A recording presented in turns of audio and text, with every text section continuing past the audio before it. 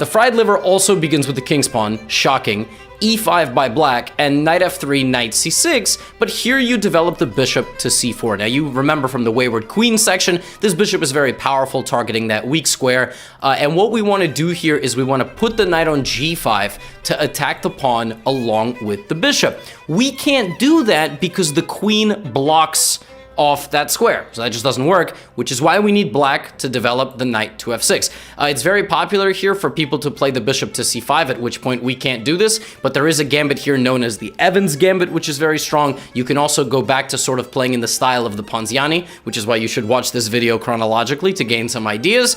But in this case, we're looking at knight f6, and now we go for knight g5, attacking the f7 square, trying to get a situation that looks like this, where we are just going to win big material.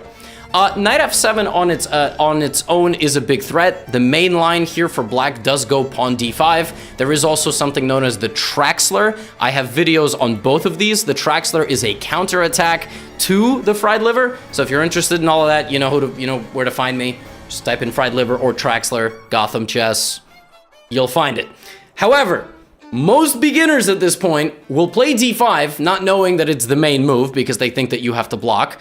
And after pawn takes, they will just take back, which is just very natural. Because now they're like, well, I'm attacking this, and this is blocked and protected, so I'm good.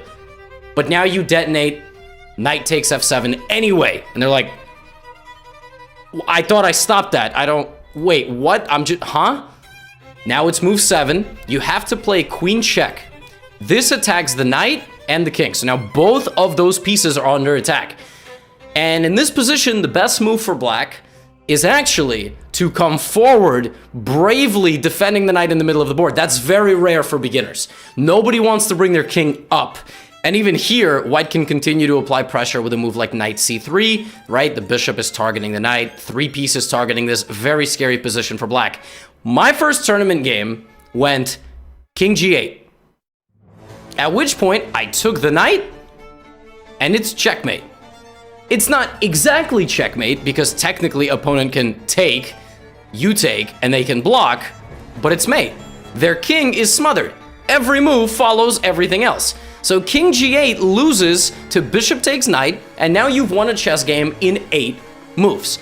Of course, they don't have to play king g8, which is why I'm here, right? At that point, you will just take back, and you will have a very big attack and be slightly better. But the point of this video is to give you the maximum in the minimum number of moves. So bishop takes d5, or you want to flex, queen takes d5, get a queen trade, and whatever they block with, it's a mate.